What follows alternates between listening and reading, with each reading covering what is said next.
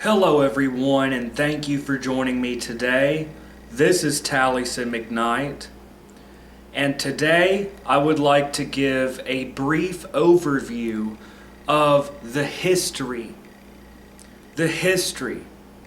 of Western occultism, Western esoteric tradition. So today I would like to give a brief overview, and I will attempt to trace this from its roots up until our modern era. Now, once again, I would like to remind my viewers that new videos come out every Saturday morning. So if you enjoy this lesson, then be sure and subscribe. And before I begin, I would also like to make some announcements. First of all, I have created another channel and this will be for supplementary lesson material. Supplementary lessons will be on this other channel. So this channel that you're watching now is a bit more formal. It is a weekly lesson, a little bit longer, more detailed. I've created a supplementary lesson channel in which I could just make quick videos on certain points. So below in the description box, I will give a link to this other channel. And I encourage you, the viewers, to subscribe to this other channel if you would like to be updated on these side videos that I will be doing. So there's that. And also I would like to say that this video, which is a history of Western occultism, is very significant because I plan to be going into the Greek magical papyri, which are a collection of magical practices from the 2nd century BCE up until the 5th century of our common era. So the Greek magical papyri are a sort of snapshot of the practice of ceremonial magic from the 2nd century BCE to the 5th century of the common era. And here's a copy of that book that we have available in print. And this is why it is truly amazing to live in our modern society where things like this are available. So it's significant that I make this video lesson because soon I will be going into the Greek magical papyri. We will be going into Solomonic magic tradition. And of course, we will be going into Picatrix. So whereas my more recent videos have placed an emphasis on modern occult practices, I plan to once again return to our roots. So it's significant that I make this video now. Now, I would like to apologize in advance because I am not a historian per se. I am a student who shares information. And the truth is important. Truth is important. So if anything that I say does not strike you as correct, then please comment below in the comments. Make a video response. Truth is important. Reality is important. It's a lot more important than me being a talking head. I am here to carry on information. Information is important. Information is bigger than me or you. It is this knowledge. So, I will go ahead and dive right in. So, what is the history of Western esoteric tradition? Well, we should go to the beginnings as far as we can tell. Now, of course, all that we could really go by as a set of practices is to the period after the invention of writing, of the written word. Before this period, archaeologists can dig up various stone tools, different what they call Venus figurines. We could pull up archaeological artifacts and try to draw conclusions about the past. But really, what we are talking about here would begin with the Sumerians and the invention of the cuneiform writing. Okay, so we know that we had this great, vast civilization, or actually civilizations, in what is called Mesopotamia. Mesopotamia.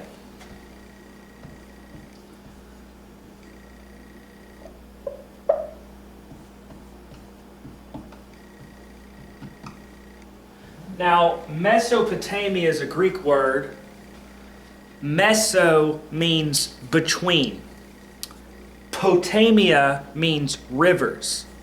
So the word Mesopotamia literally means between rivers. And this area is what we today would call Iraq and Iran. Mesopotamia is the land in between the Tigris and the Euphrates in the Fertile Crescent. This is the land of Sumer, of Babylon, and of Assyria. We really don't know a whole lot about these cultures. We do know that they mapped and cataloged the stars and the planets and the heavenly bodies, so that the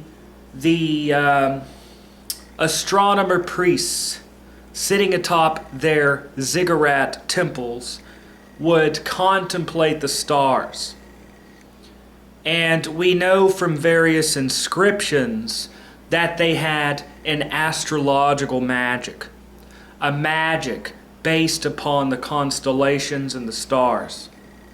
Now, this is very significant, and this tradition of astral magic, with its roots in Babylon and Sumer, Assyria, this tradition from Mesopotamia,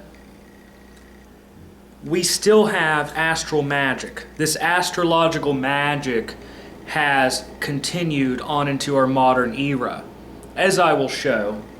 Now, the second culture, the second great civilization, would be Egypt.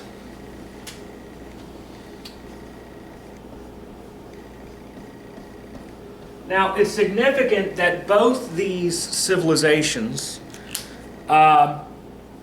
which really Mesopotamia is a conglomerate of different civilizations, really, but it's significant that both of these civilizations, or whatever, come up around rivers, or around sources of water, which is important for life. So Mesopotamia is in between the rivers of the Tigris and the Euphrates, and of course Egypt is right around the Nile. And of course with the Nile you have the inundation and periodic flooding that would occur, in which they could have irrigation and grow crops. A very similar thing that is found in Mesopotamia. In fact, in Mesopotamia,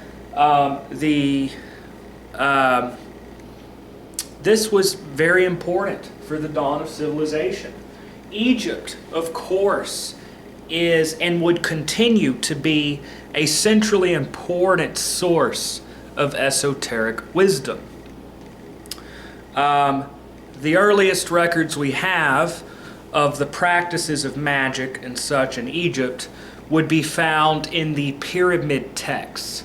The pyramid texts are quite literally inscriptions inside the pyramids. The earliest is that written in the pyramid of King Unas. And what's interesting is that these have actually been translated into English, and you could actually access this. So the pyramid texts have to do with the elevation of the pharaoh into the afterlife. Okay. And his identification with the god Re, or Ra, however you want to pronounce that. Then came the coffin texts, which are literally inscriptions and writing in the coffins, of the tombs. And then, of course, you have the Egyptian Book of the Dead, which are a book of texts that are for different magical spells and stuff that would help you to navigate in the afterlife. Now, the afterlife is the central, most important theme that you find within Egyptian religion and culture. And of course, we have various amulets that have been uncovered. These are items believed to ward off evil, such as the Eye of Horus symbol. Various talismans are believed to bring positive virtues.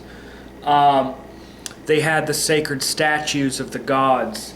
So we really,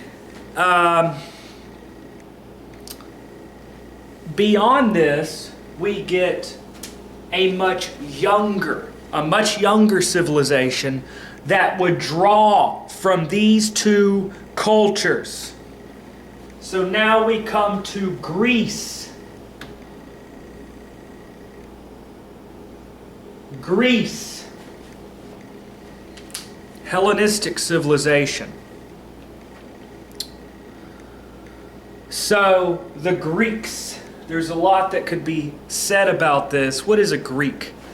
When we refer to Greeks, we refer not to a country like we have today. We had the Greeks. When you say something is a Greek, you refer to the language, a shared language, religion, and culture would be Greek. Okay? So you had various city-states. Sparta. You had Athens, Macedonia, to name some of the most well-known city-states. The Greeks rose up. Now, the Greeks have drawn from the knowledge of the Mesopotamians and the Egyptians. Now, why is Greece so important? It has often been said that the basis of Western esotericism is essentially Greek. That is, Neo-Pythagoreanism, Neoplatonism, and Hermetism, and Gnosticism, and Alexandrian Jewish mysticism.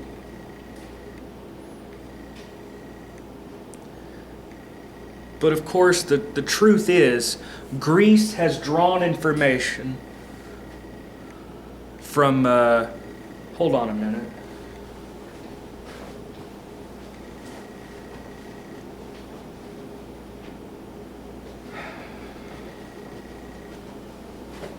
Okay, I was hearing something anyways.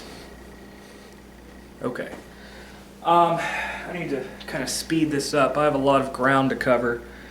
By me talking about the Greeks, this in no way takes away from the civilizations in Mesopotamia and Egypt. In fact, Greece probably derived their knowledge from Egypt and Mesopotamia. However, a lot of the written texts that we have are in the Greek language.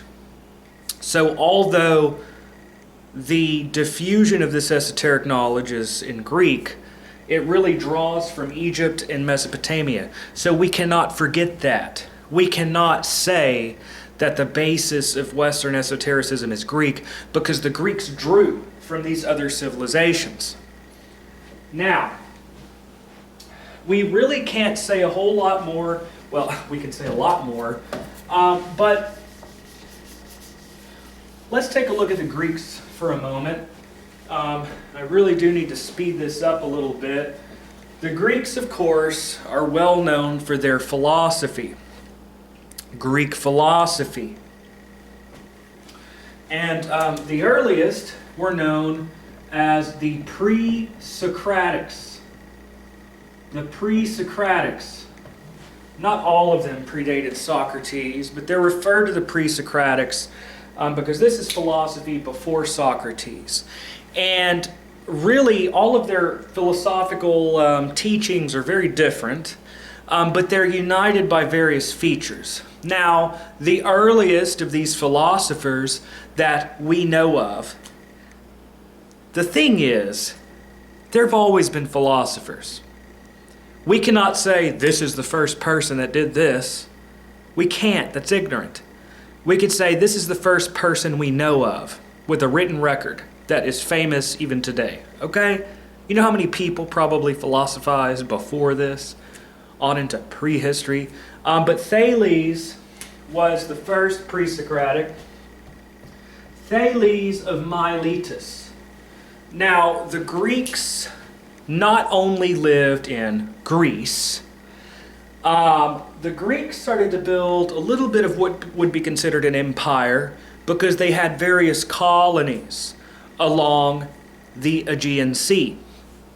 So along the Aegean Sea, of course, to the west you have Greece. On the other side of the Aegean Sea you have what is today modern Turkey. In ancient times called Asia Minor. This area, Miletus, was an area where the Greeks had lived and they philosophized. Now, Thales asked a question. What is the one thing, the one substance from which the cosmos, the universe, is derived? What is the one thing? So instead of a plurality of things, Thales of Miletus was looking for the one underlying substance that is the origin of all forms. Thales suggested that the origin of everything is water, because you have the oceans. You could say that the dry land appeared from water. If you evaporate water, it becomes air. So he believed that everything originated from water. Now, there may have been deeper esoteric undertones that were secret, but that's really speculating, and there's no written record. So most historians don't even put that in the equation because there's no written record, therefore it didn't exist. But there may have been deeper esoteric undertones there. After Thales came, there were many others. Anaximenes. Anaximenes said, no, the universe isn't made of water.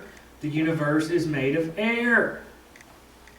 Of course, Anaximander said that the origin of all things is apeiron, which is boundless. The boundless, apeiron, without limit.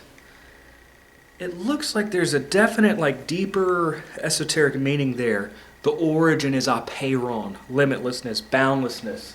But anyways, Anaximenes said it was air. Heraclitus said that everything is constantly changing and shifting, and the source of all things is fire. And of course, then you have Parmenides saying that there is no change, all thing is permanent, it's all an illusion, all that. And then of course you have Empedocles. Of course, there's so much more I could say about this. There's so much more I could say about this, but I have limited time. Empedocles said that the universe is composed of earth air, fire, and water. And then, of course, strife, love and strife. But anyways, Empedocles said, no, the origin of everything is earth, air, fire, and water. And yet today, in a Wiccan circle, you have earth, air, fire, and water. Okay? And of course, the four quarters makes a square, and the circles, you have the squaring of the circle, which was an ancient Greek geometry thing. Earth, air, fire, and water, the four elements. The four elements. Aristotle would later talk about the four elements and the rotation of the elements from one to another, solid, liquid, gas. And then, so of course you have all of this. And then came along Socrates and Plato and Aristotle. Now, I'm not saying that the Greeks were the originators of the four elements. I'm not saying that.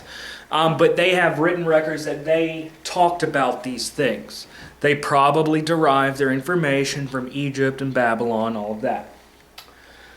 So, along came Plato talking about how the material world is merely a shadow of the real world of the forms, the Platonic forms.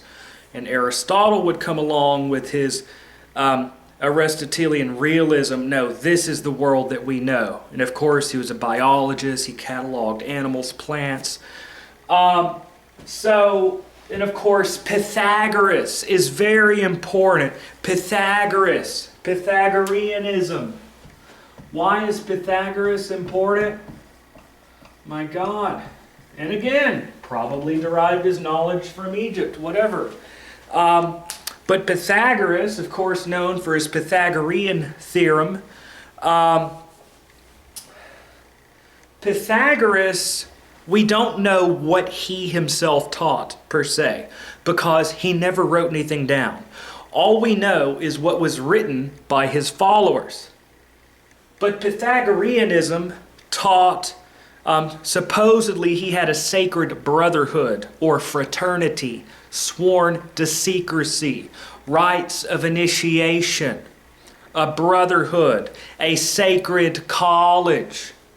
Pythagoreanism taught that all is number. So we have the monad, which is the one. This is the source of all. This is the unity, the one, the monad. This is that from which all things draw their being. After this would come the duad. Two represents distinction, differences. So you have this concept that all things derive from the one. And of course you have sacred geometry, the golden ratio, the golden mean. One of the most important symbols of Pythagoras is the pentagram. The pentagram, or pentalpha, which within it hides the golden ratio. Now this is important because sacred geometry, which I plan to go into eventually, sacred geometry, the golden mean, the golden ratio, the sacred symbolism of numbers. This would pop up in the Qabalah. This would be very important in the Renaissance with Leonardo da Vinci and many later thinkers. This idea is sacred geometry. Okay? So very important. So you could say that Western esotericism is essentially Greek in the sense that it is the roots of our modern esotericism is Neoplatonism, Hermetism, and Neo-Pythagoreanism, which probably derive from Egypt and Babylon. So we've been through all of this. Now we come to the Persian Empire, which built a massive empire. The Persian Empire stretched all the way from India, all the way into Mesopotamia. The Persian Empire was this massive empire that was built. And of course their religion was Zoroastrian.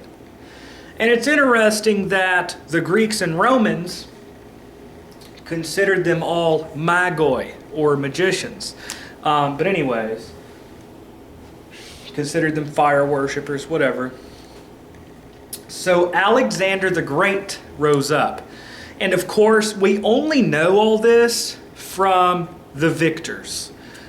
Our knowledge of ancient history derives from the conquerors.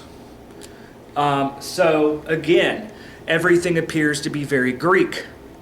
When we know that there are earlier sources in Babylon and Assyria and Egypt and all of that, not to take anything away from the Greeks, but everything has a Greek flavoring because that's where we're getting our information. But Alexander the Great rose up. I had Alexander the Great rose up. I had someone tell me that Alexander was not a Greek, he was Macedonian. This does not refer to the modern Republic of Macedonia, which was granted independence in our modern times. Nothing to do with that. There was no ancient country called Greece. Greek meant that you spoke the language, you had the religion, you had the culture that was Greek, which was composed of different city-states, which include Macedonia. So Alexander the Greek, the Macedonian Greek, he conquered, in a sense, or regained territory from the Persian Empire. Okay, so he liberated Egypt from the Persians, and he created the new capital of Egypt to be Alexandria. Alexandria is named after Alexander. So Alexander the Great conquered Egypt, or liberated Egypt from the Persians. Alexander the Great liberated Egypt from the Persians. Alexander the Great conquered he conquered the Persian Empire. He conquered Persia, he regained the territory of Mesopotamia, Palestine, or Israel, Jerusalem, whatever. He conquered Palestine. He went all the way into India. This was the Hellenistic period in which everyone spoke Greek. Now this is the beginning.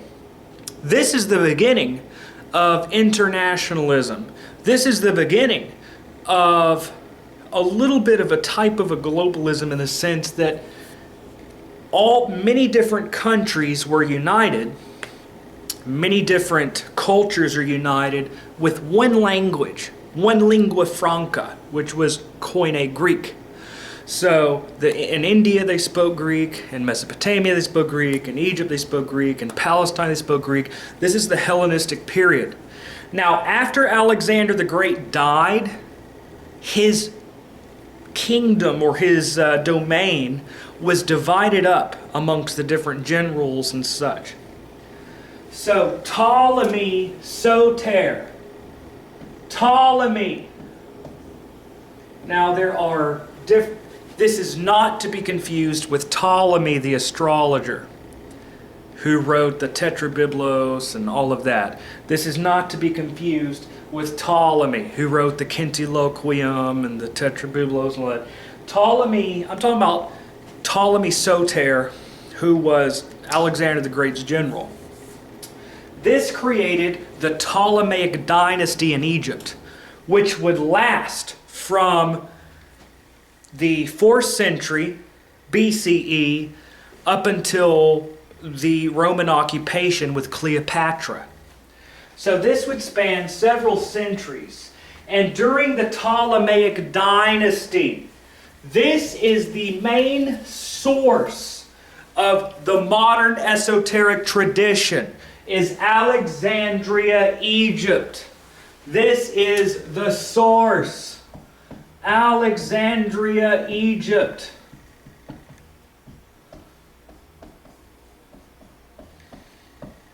So in Alexandria, Egypt, Alexandria is where you had the great library of Alexandria. This is the first example of what we would consider today multiculturalism. Egypt, of course, is the land of the pharaohs, the land of the pyramids, the great sphinx, all of these wonderful things, Egyptian temples and learning. You had a fusion of different cultures living in Egypt. Greek was the lingua franca. Greek was the common language of the educated. And you had, of course, Coptic and all of that. But Hellenistic in Alexandria, you had a fusion of different cultures. You had people coming in from Babylon. You had Persians coming in.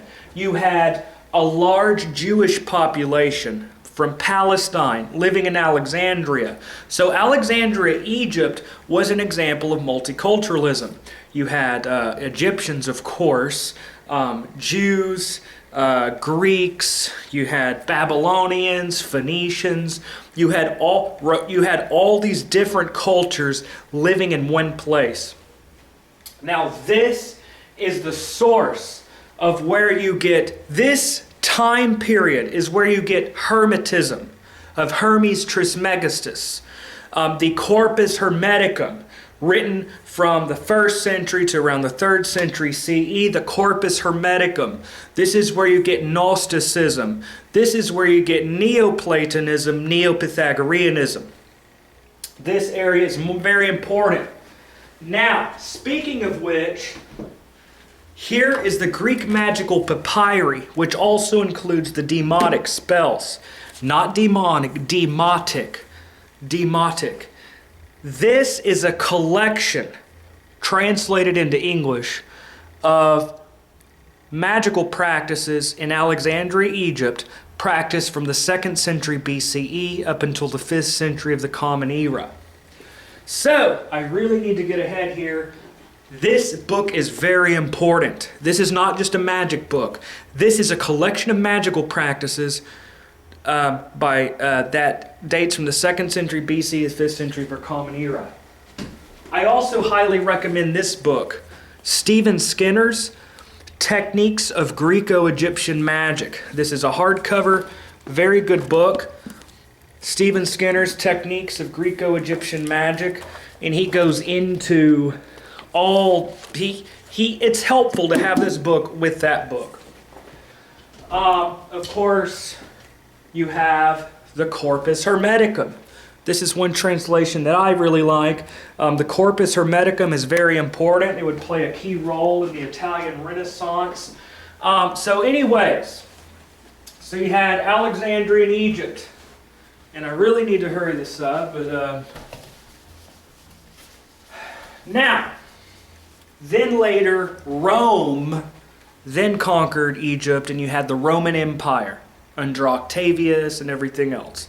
Now, here we have the Roman Empire, the rise of the Roman Empire. This is the Roman Empire.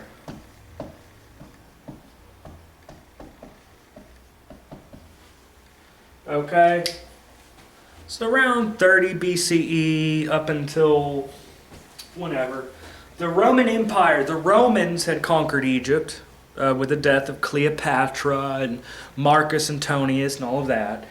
The Roman Empire then had conquered the known world back then.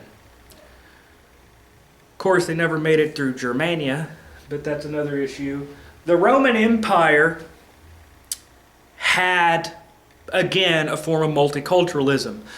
The Roman Empire, back in ancient times, when one culture would conquer another, they would conquer their gods too. So then they would switch to that religion. The thing about the Romans and the Greeks, and really the Persians, is that they tolerated other religions. They tolerated other cultures. So the Romans, they didn't care who you worshipped. They didn't care what gods you had. As long as you paid your taxes and as long as you didn't hurt the status quo of their government. They were much more concerned about a powerful military and about roads and taxes and trade. They didn't really care what gods you worshipped. So in ancient Rome, you had again a form of multiculturalism. In Rome, this is when you first had world religions. This is when, of course, there's Buddhism and stuff, but this is when you first had religious shopping. In ancient times, if you were Egyptian, you worshipped Egyptian gods. If you were Celtic, you worshipped Celtic gods. If you were Babylonian, you worshipped Babylonian gods. Back in ancient times, your religion was whatever culture you were in. You didn't convert and become an Egyptian, okay? You didn't convert and become a Celt or something, okay? You didn't do that. But with the Roman Empire, you had the first example of religious shopping. If you lived in Rome, you could worship the state gods and see the sacrifices. You could go join the mysteries of Isis. Then you can go join, if you're a man, you could join the cult of Mithras. So this is a further foment of different traditions in the Roman Empire. So this is really the roots of Western esotericism, and we know this because we have the texts. Of course, read the Corpus Hermeticum. Read Iamblichus, read Proclus, read Porphyry, read the Neoplatonic philosophers, study Archelaus, study the Neo-Pythagoreans, read the Corpus Hermeticum. These are ancient. We know that this is where this comes from, these ancient traditions, because we have the books. We see the transmission. This is not a conjecture. This is a known. By the way, as a side note, I highly recommend this. The Testament of Solomon is the earliest record that we have of Solomonic magic, written around the 1st through 4th century, sometime around that period, where it catalogs different demons summoned by King Solomon with his ring, controlled with his ring of Solomon, and where the different demons are ascribed to different zodiac signs and all of that. So very important. Anyways, so then you had the fall of the Roman Empire Constantine the Great made Christianity the state religion of Rome. And he moved his capital to Constantinople, which is modern Istanbul in Turkey. And although the Christians tried to suppress paganism, although the Christians did not tolerate paganism, Constantinople would be centrally important for the preservation of occult knowledge. They may knock down pagan temples, but they sure as hell preserved Aristotle, and they preserved these different practices. The same people that were knocking down pagan sites, as odd as it may seem, are the same people that have preserved the knowledge, the monks and all of that in the Middle Ages. But anyways, with the fall of the Roman Empire in the West, there was no fall of the Roman Empire in the East. Constantinople continued to flourish while the Latin West had fallen. With the Visigoths and the various Germanic tribes sacking Rome, you had what Petrarch has coined the term the Dark Ages in Europe, when the roads and all the trade and everything was broken down. The high levels of literacy that were once had were breaking down, and the Catholic Church became the monks and the monasteries, those who preserved learning and all of that. So, Constantinople. Now, around this period, after the fall of Rome, the western part of the Roman Empire fell into decay. Constantinople and Turkey still flourished. Then you had the rise of Islam. Now the Muslims conquered various areas to spread Islam, to spread the Muslim religion. The Muslims had conquered Egypt. The Muslims had conquered Egypt. They had conquered Palestine. The Muslims would later sack Constantinople, which is why Istanbul, Turkey, is now a Muslim country. So Islam rose up, okay? They preserved a lot of occult knowledge. They translated the Greek text into Arabic on alchemy, on magic. You had the Sabians, the so-called Sabians of Haran, who continued to be star worshippers. And this is where it is from the Arabians that you get Picatrix, which is often considered to be the granddaddy of grimoires, because in later Italian Renaissance, many people would read Picatrix. But the Muslims had carried occult knowledge. And with the sacking of Constantinople, you had many Greek speakers moving into Europe. Now, when the Muslims ruled Spain, you had a transmission of occult knowledge from Arabic into Latin. So Europeans were once again gaining this occult knowledge. Texts from Arabic were translated into Latin. Texts from Greek were translated into Latin. And in the 12th, 13th centuries, you had the beginnings of what we would call Qabalah. Of course, you do have Merkaba mysticism in late antiquity during the Roman period, Greek period. You had Merkaba mysticism. You did have Jewish mysticism in ancient times. The earliest text we could really call Kabbalist would be the Sefer Yetzirah, which is pretty ancient, pretty old, around the 5th century, something like that.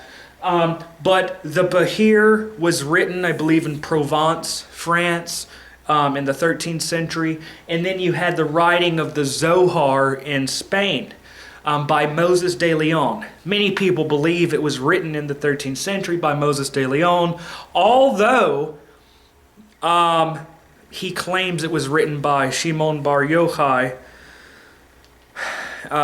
during the Roman occupation. But anyways, so you had the transmission of occult knowledge into Spain, alchemy texts from Arabic and Greek into Latin. You had the Italian Renaissance. Now, the word Renaissance means a rebirth. The word Renaissance means rebirth. Now, I'd just like to make a side note. Although I say it's Greek, it's Latin, all this stuff, I'm not taking away from the Egyptians, the Babylonians, and other cultures. I'm not. I'm merely going by what we historically have, this records of how things have went, okay?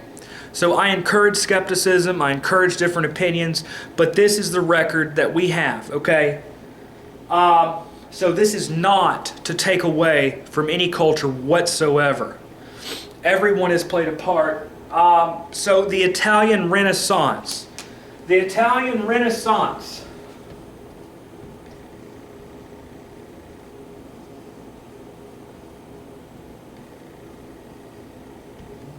The Italian Renaissance. The word Renaissance means rebirth. This is at the end of what Petrarch called the Dark Ages.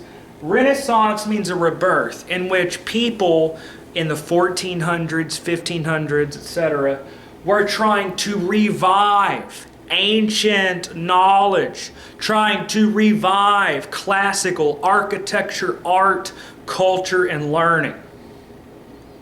This is a revival of classicism, the Renaissance. The Italian Renaissance, because Italy was very important. You had the Vatican banking families. The Medicis were the bankers to the Vatican, and they funded Leonardo da Vinci, Michelangelo, Donatello. They funded Marsilio Ficino to translate the Corpus Hermeticum into Latin. They got Marsilio Ficino to translate the works of Plato into Latin. So the Medici banking family, who was the ruling family of Florence, they were the bankers for the Vatican. They brought on an occult revival in Florence, Italy. Marsilio Ficino. Now, you had various magic practices, but magic in the Latin West had been in a period of decline. So that magic may be mixing the brain of a black cat with that of a dog, and powdered sulfur and mixing it together and saying some magic words, okay? Magic had to a certain extent been degraded. Ficino revived a philosophical magic. Marsilio Ficino.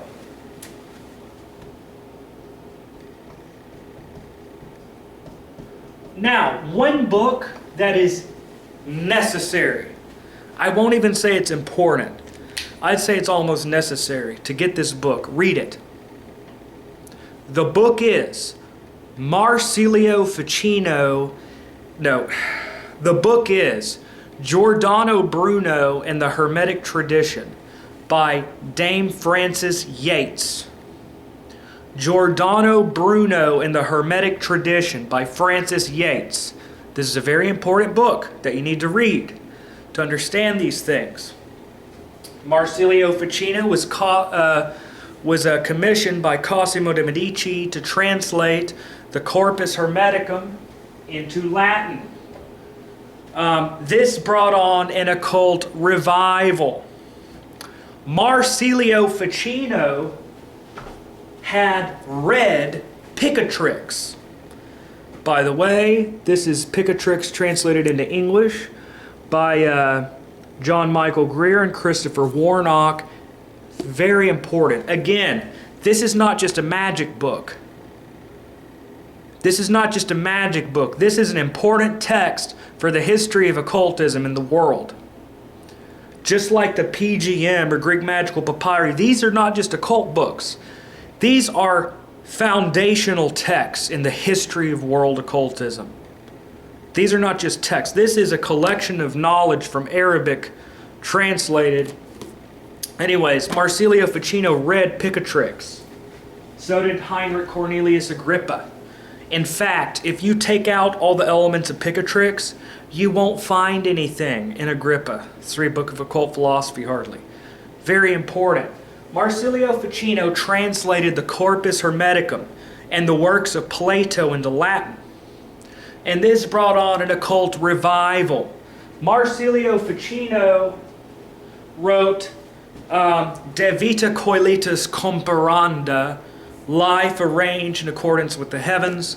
Now this is where I got my food magic occultism in my videos I made about food magic and drink magic, is from me reading Ficino, because he postulated that the wearing of different colors associated with the planets, being around certain colors, different smells, different foods and drinks could help you align with the planetary force and hence an archetype in magic.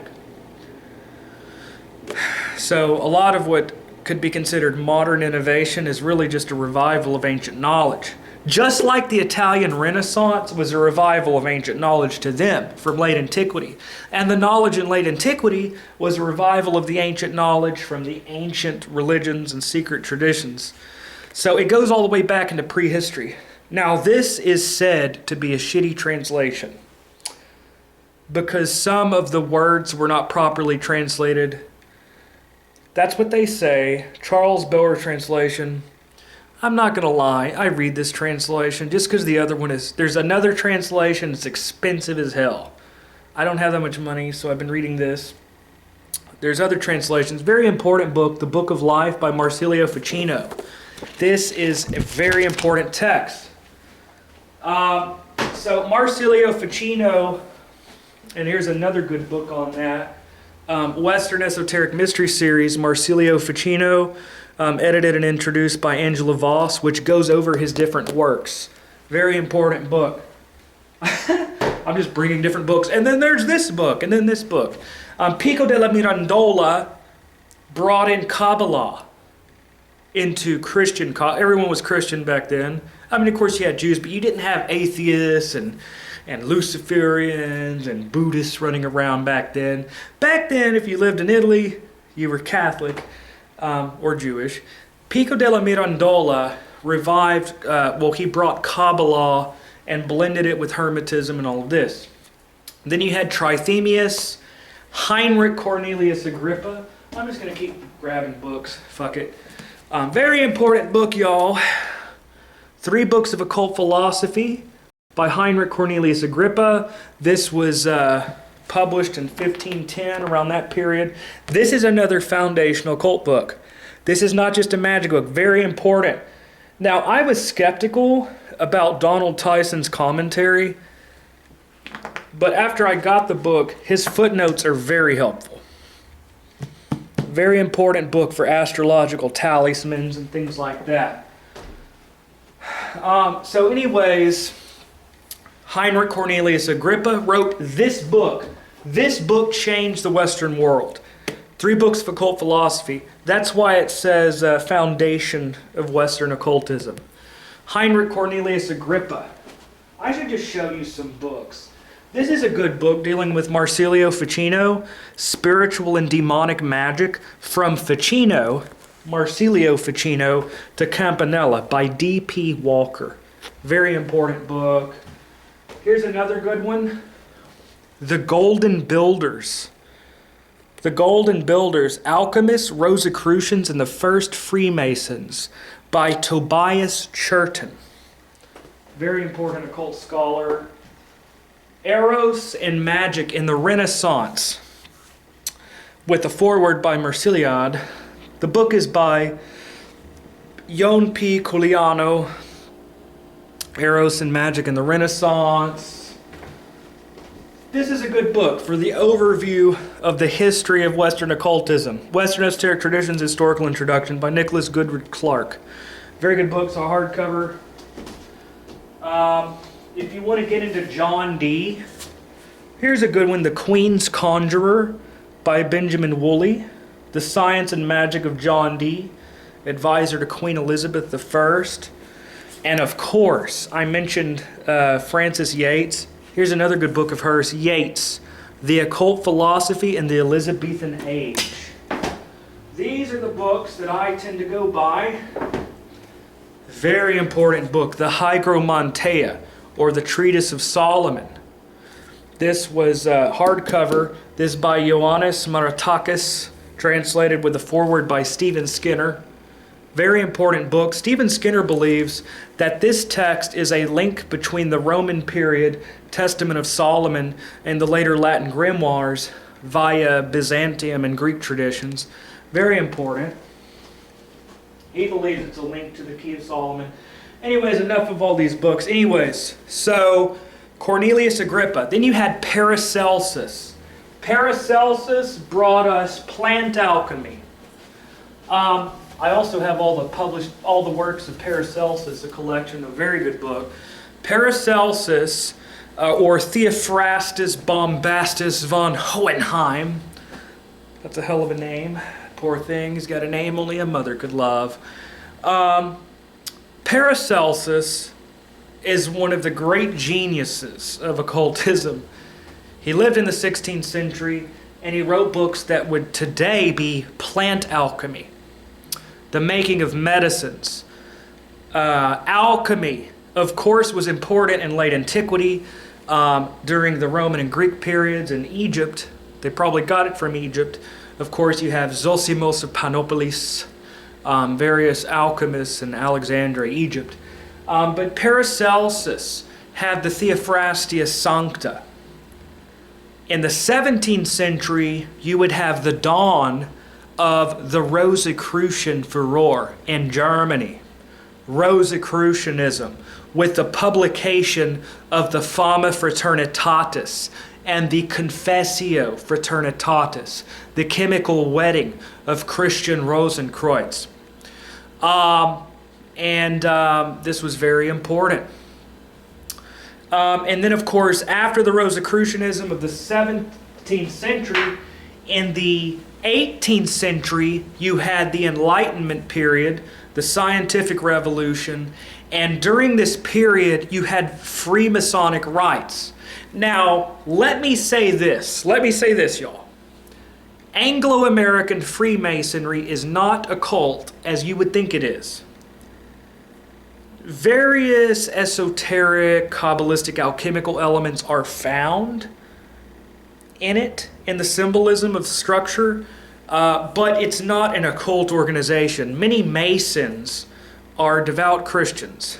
They're devout Jews. They're Muslims. They're not, even though there's sacred geometry in it, there's occult underpinnings, Anglo-American Masonry is not occult per se.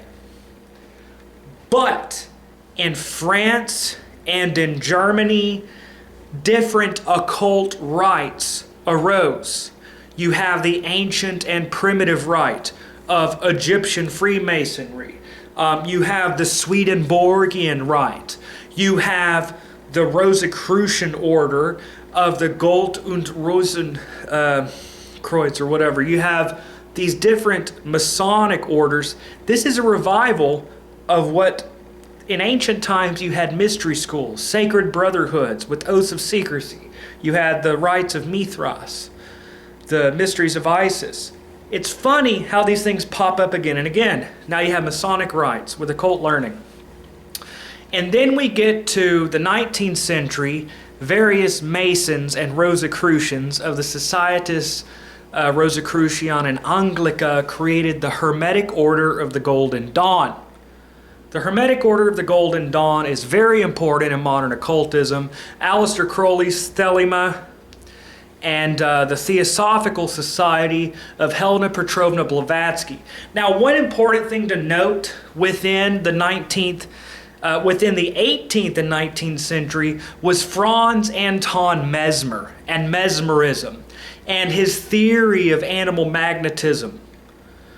Franz Anton Mesmer believed that an energy pervaded all space, it pervaded the planets, it pervaded everything, and that you could heal just like Reiki with directing your energies.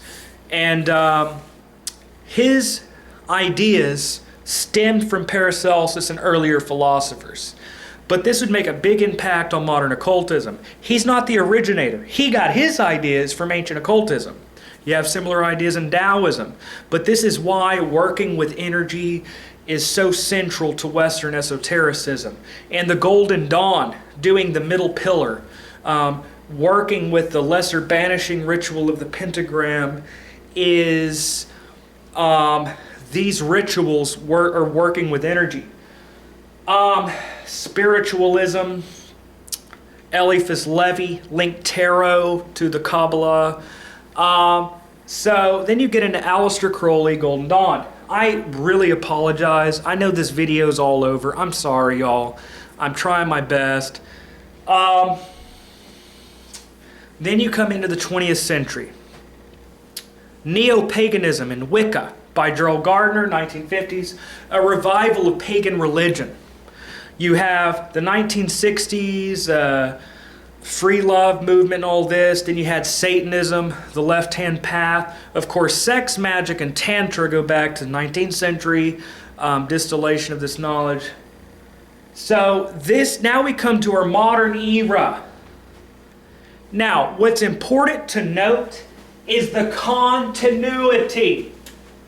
Continuity. I will end with this. There is nothing new in occultism, hardly. Everything we have in occultism, it may be changed up, but it's derived from ancient traditions.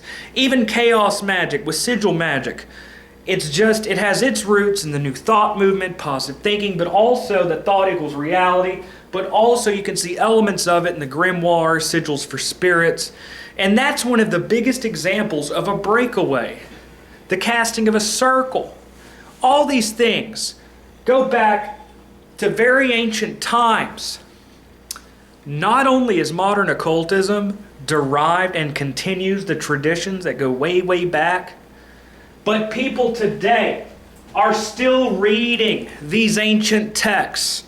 The Greek magical papyri, magicians are reading it now. Picatrix, people are reading it now. So not only is this a continuation naturally, but we also are still reading these ancient texts. And this creates what you call the Western esoteric tradition.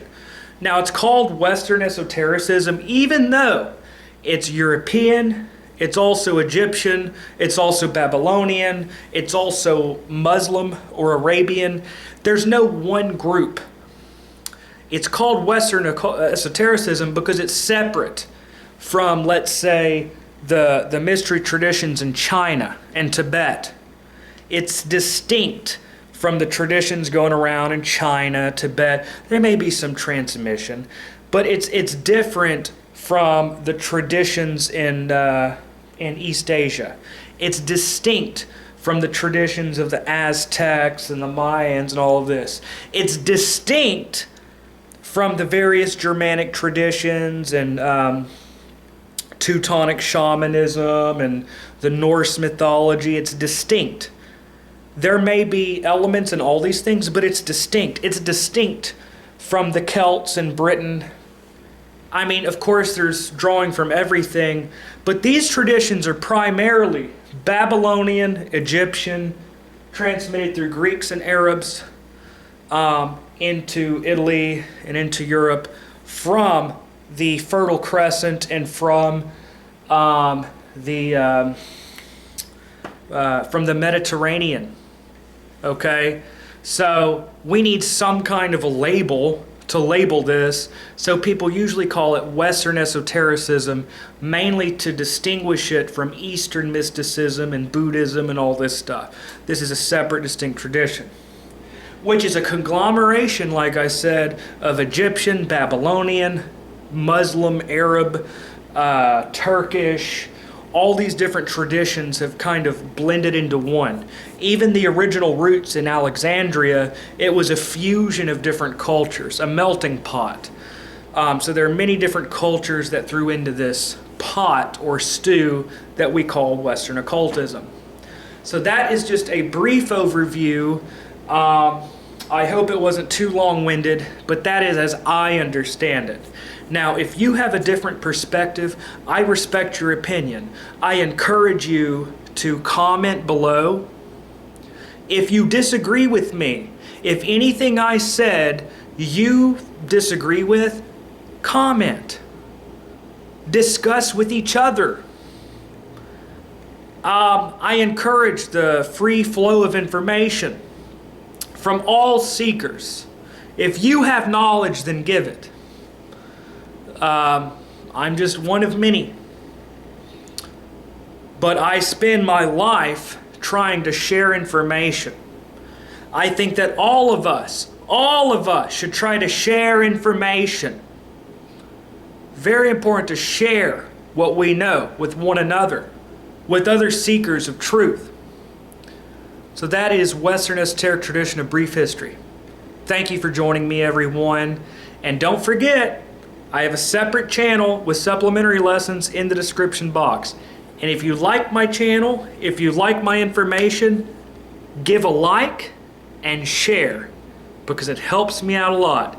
Thank you for joining me, everyone. Have a great day.